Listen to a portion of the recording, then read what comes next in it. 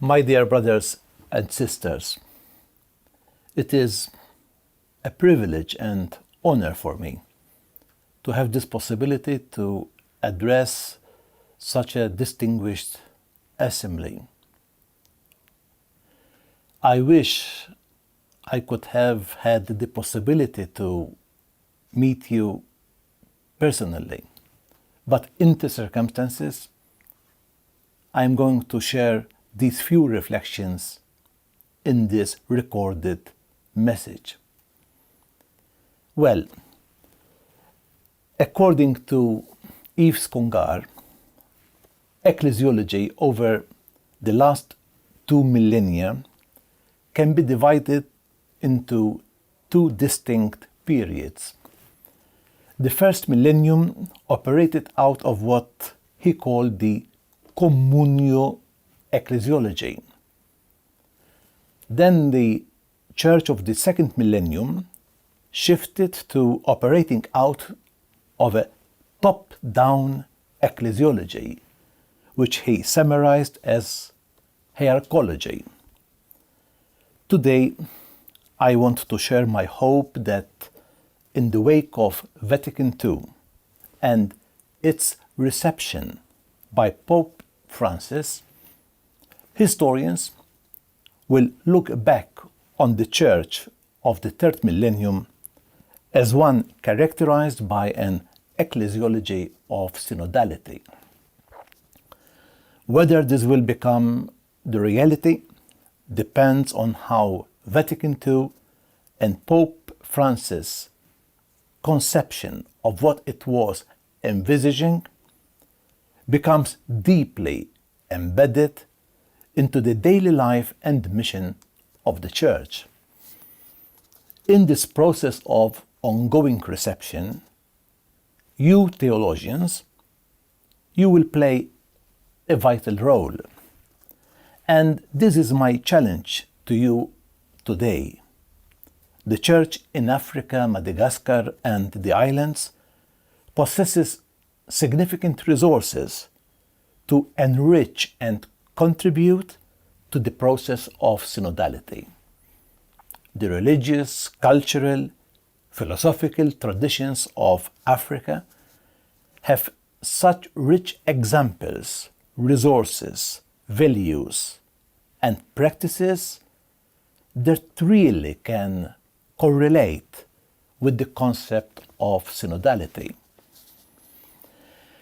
Dei Verbum, paragraph 8, teaches God, who spoke in the past, dialogues without interruption, sine intermissione colloquitur, with the spouse of his beloved Son, and the Holy Spirit, through whom the living voice of the gospel rings out to the Church, leads believers to the full truth and makes the word of Christ dwell in them in all its richness.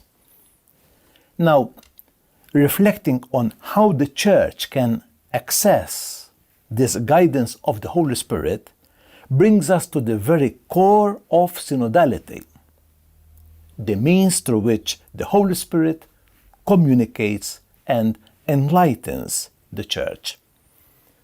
Lumen Gentium 12 teaches that the conduit between the Church and the Holy Spirit is through a special gift which this Holy Spirit gives to all baptized believers, the supernatural Sensus Fidei of the whole people. This is a gift given to all baptized individuals and to the Church as a whole. The Spirit not only grants the gift of fides, but also a special gift for interpreting revelation, a sensus fidei. There is, however, a tension created through this gift from the Holy Spirit, an ecclesial tension, which is of the Spirit's making. This is the tension between an individual's sense of faith, Sensus Fidei Fidelis, and the community of the faithful's sense of the faith, Sensus Fidei Fidelium.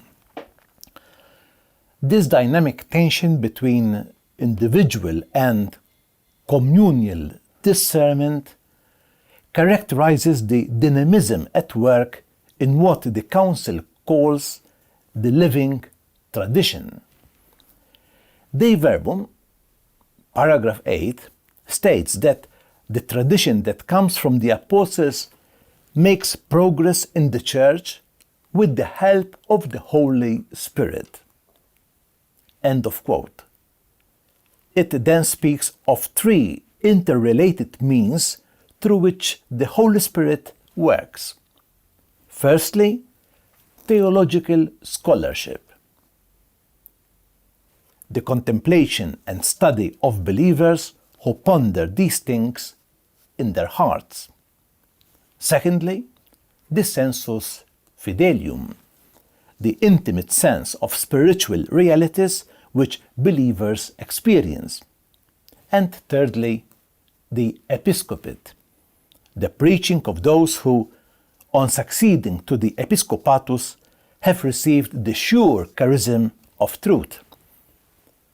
This sure charism of truth, when understood in the light of this whole paragraph, and indeed all of the Vatican II documents, presupposes the search for truth as a dialogue between all of the three interrelated ways in which the Spirit guides the Church: theological scholarship, the sensus fidelium, and the magisterium.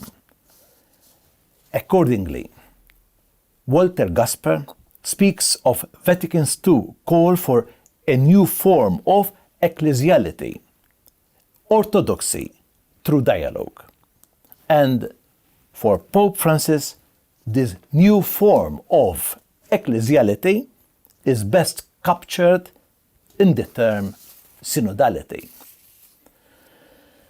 In one sense, the Synod of Bishops is one way in which this threefold dialogue can occur between theological scholarship, that is, you theologians, the sensus fidelium, and the magisterium. Thus, for synodality to be received deeply into the life and mission of the Church, theological investigation and theological education into a synodal imagination is really needed. It is for this specific reason that I feel honored to address your assembly today. You African theologians, you have an important task and a vital contribution to make for the renewal of a synodal church. An African theology of synodality would be a lasting contribution to the development of a synodal church in the third millennium. Your African contribution in your continent can bring a solid contribution to the whole church. African bishops need your expertise in all the fields and areas of theological studies to deepen their understanding and practice of synodality. You may also place your expertise at the service of bishops to prepare for the next phase of the synodal process, the continental synodal assemblies. In this process of synodality, you also have an indispensable role to play in the subsequent phases of implementation and in ensuring that synodality really becomes a way of life, which God expects of the Church for the third millennium. For this to happen, your work as theologians entails studying and promoting the spirituality of journeying together, so that it becomes an educational principle for the formation of the human person and of the Christian, of the families, and of the communities. So, my brothers and sisters, I encourage you to develop formation programs in your respective institutions of higher learning for people, especially those who hold roles of responsibility within the Christian communities, to make them more capable of journeying together and to assimilate the cardinal principles of synodality, such as discernment, individual discernment, ecclesial discernment, listening to one another, and engaging in dialogue. The synodal spirit is alive in Africa. It is rooted in the diverse and enculturated ways of being church in local contexts. As stated in the vision of synodality rooted in an African ecclesial context, a document produced by the International Colloquium on Synodality that was convened in April 22, our contribution to the Synod on Synodality must include our African cultural values, expressed in terms like Ubuntu, Uyama, Baraza, Palaver, etc.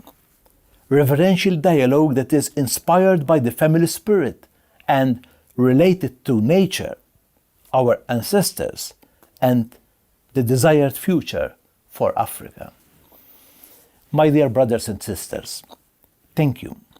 Thank you for your love for Christ, for your love for His church, the universal church.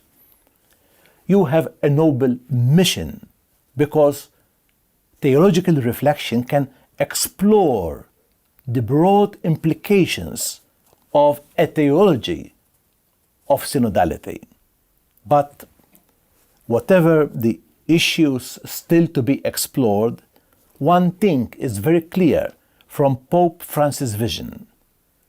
Conceiving the Church in a synodal way brings to the fore the importance of listening to the lived faith of all the baptized, what the Verbum calls the intimate sense of spiritual realities which believers experience.